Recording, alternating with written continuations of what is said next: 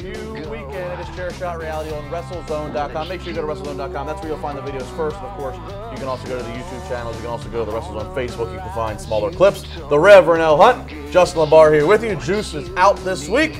It's on vacay, man. He just can't get extreme. He can't handle it, man. He can't handle it. He's too soft. He's too soft. He doesn't ever. I mean, this is all about WrestleRumble.com picks, where you win up to $500 for predicting who's going to win, and you answer other questions. Who's going to take a pinfall in this match? Yada yada yada. Fun stuff. WrestleRumble.com. Forget Juice's picks. We weren't talking about the Young Bucks, so he was going to take a sabbatical. It's down to Rev, me, and we'll go to Eisenberg here in just a little bit. Let's start off. Hot. Let's start off a tag team match. Steel cage tag team match. The Hardys defending the tag titles up against Sheamus and Cesaro. I think this is going right into the Hardys' court. The fact is, man, they're Team Extreme. These are guys that dominate not only in normal matches, but they can take it to the next level. It takes a lot for someone to be able to be versatile, but the Hardys have been in this for decades. Decades. They're well adjusted to this. I feel like it's in their court. I know some people were a little disappointed that it's a cage match and not a ladder, because obviously they're well known for a ladder. But you have to keep in mind, you got SmackDown's Money in the Bank coming up in just a few weeks. That's centered around ladder matches. So do a steel cage. I don't see any way you can even think of the Hardys really dropping the titles right now. I know people. It's too hot. It's too hot. People were wondering, oh, when are we going to split them? When are they going to be singles? But look, you have all the time in the world later to let them be single stars. Right now, you want to get the full loop. They've only been back in WWE for about 2 months. There's a lot of other towns they have not made yet to go in and get that nostalgia pop. So let them go around and get at least for another couple months. And I still think you have to let the imagination run wild. We understand that there might be a couple technical things that are going on with what they've been doing in the previous industries. But the fact is, as long as they're together, you can still tease the fact that you never know when that Broken or that Brother Nero might come out. As long as you keep them together, they're hot as it is right now. People really aren't minding that they are Broken Matt and Brother Nero, but at the same time, it's still that fantasy that people have been waiting for.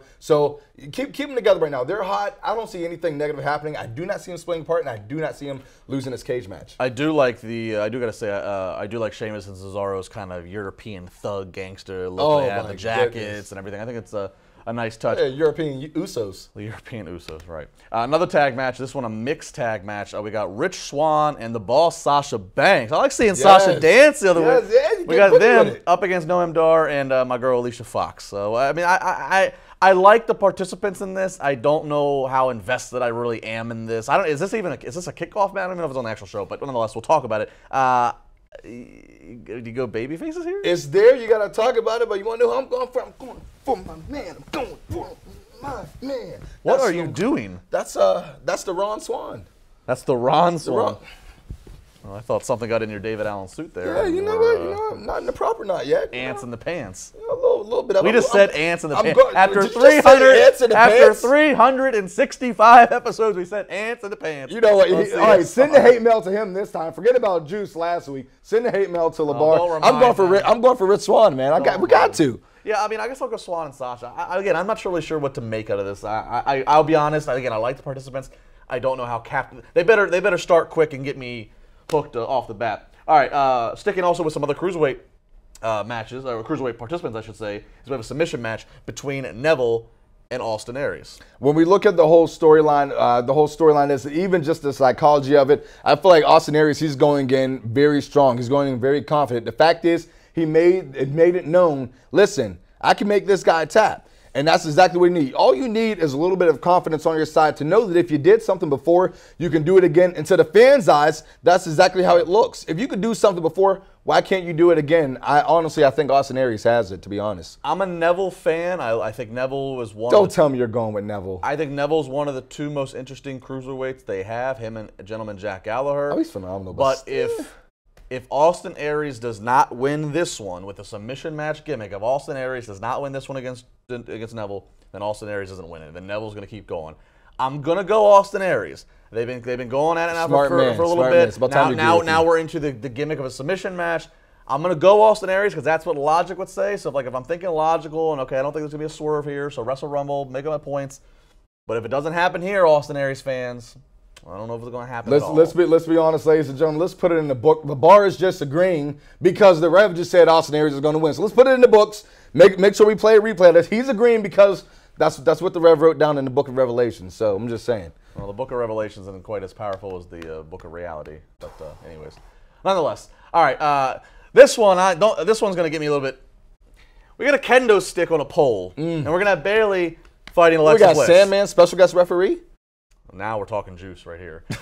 Look, I like Bayley. I don't like how Bayley's been booked, but I like Bayley as what she naturally is. I like Alexa. Alexa Bliss is very good. I said it right off the top. You can go back and subscribe and download my Wrestling Reality audio podcast. Mark Madden also finished the show off. Very entertaining stuff. Off the top, I said it right there. The Alexa Bliss segment of Bayley, This Is Your Life, was one of the worst WWE segments I've ever seen, and I've seen a lot. It was terrible. Actually, I think I said it was terrible. It was effing atrocious. That being said, I will try not to let that damper my viewing of this match, but these girls need to give me. These girls need to completely wipe out that terrible go home segment. They were given a script. They were given a script. They went out and had to make the best of it. You know how that is. Oh man, that's terrible. No. I'm going to Alexa Bliss though. I don't.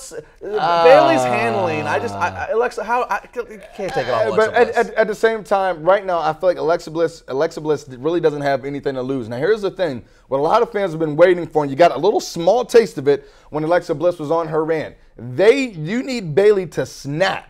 We have been waiting for Bayley to fully snap. Now it's similar. I feel like in a way, Bayley is kind of like the babyface female version of John Cena. They say it'll never happen. Cena will never turn heel. Cena will never snap.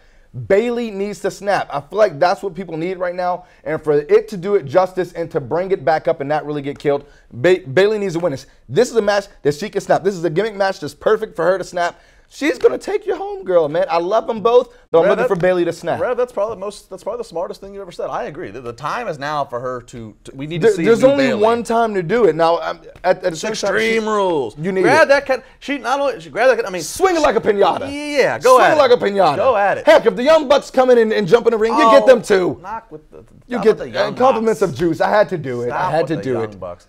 All right, we're going to take a break here in studio. We're going to toss it now down to Fort Lauderdale, Florida. Josh Eisenberg. Josh, give us your picks for the entire card here at Extreme Rules.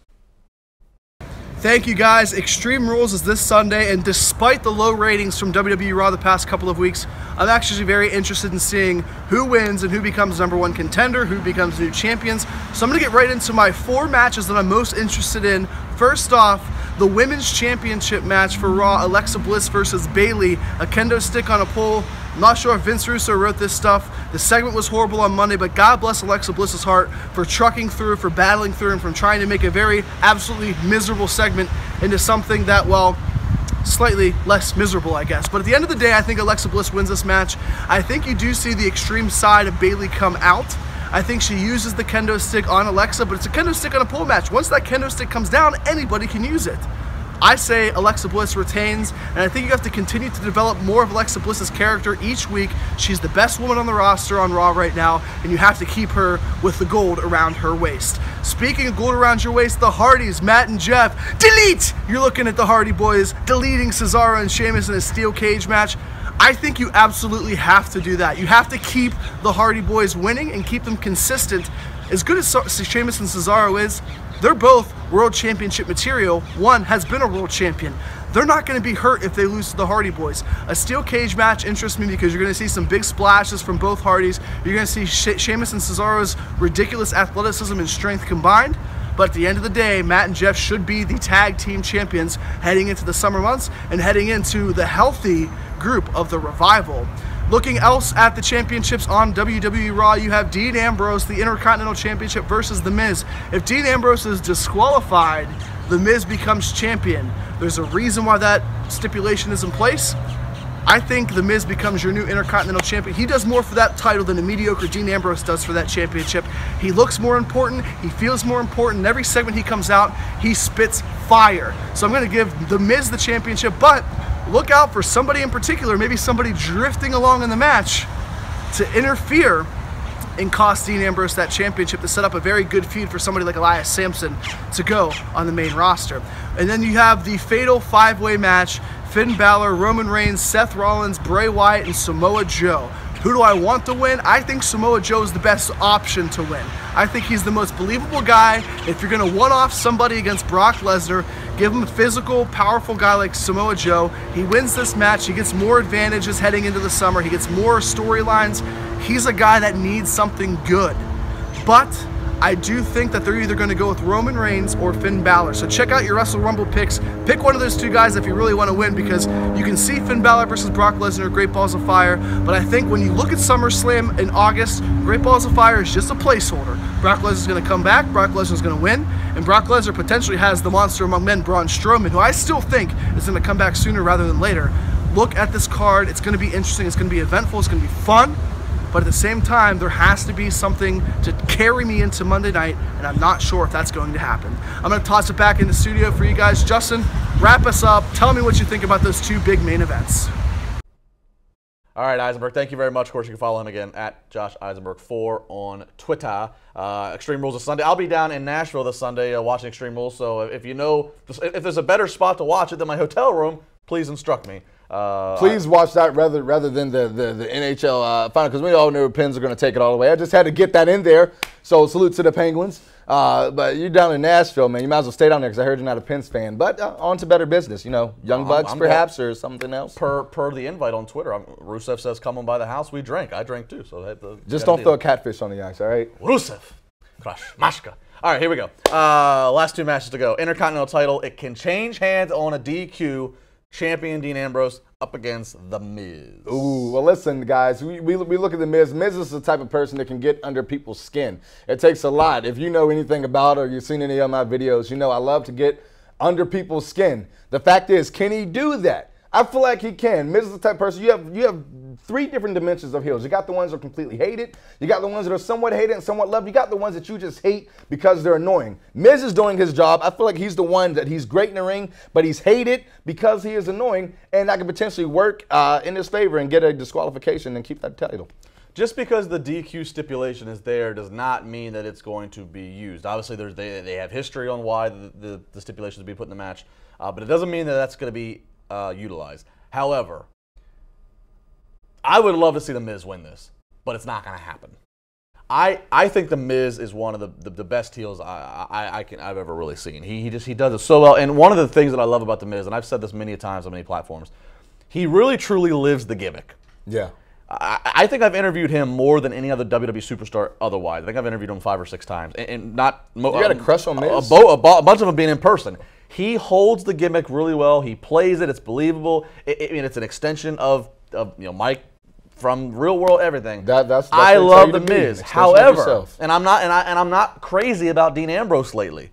However, Dean Ambrose's music hits and the people are popping. Most other arenas are popping. So I see WWE keeping the title on Ambrose, and in their mind they're going to say, look, Miz is an over heel. So if we have Ambrose overcome Miz, overcome Maurice, I don't think it'll kill Miz's momentum. Yeah, it won't hurt Miz, and it's going to continue building, I guess, Ambrose. I'm not crazy into the Ambrose, just to how the character's been. That's just me. But again, if I'm making a pick for Wrestle Rumble, I'm going to say Dean Ambrose is going to hold on to this title. Which leads us to the main event, which does not have a title on the line, but it has the #1 contendership of that title. We have Samoa Joe, we have Bray Wyatt, we have Seth Rollins, we have Roman Reigns, and we have Finn Balor. The winner, of course, will be next in line to challenge the Beast, Brock Lesnar. You can say what you want. You can say what you want. You can say that the Young Bucks are going to do a run-in. You can say something. Yes, I had to mention them again. Young Bucks, Young Bucks, Young Bucks, Young Bucks, Young Bucks, Young Bucks, Young Bucks. We might as well educate everybody. He's racking up the Young Buck mention because Juice is going to buy shots for him. Absolutely, absolutely. So there's always a motive of what goes on. There's always a motive with the rep, but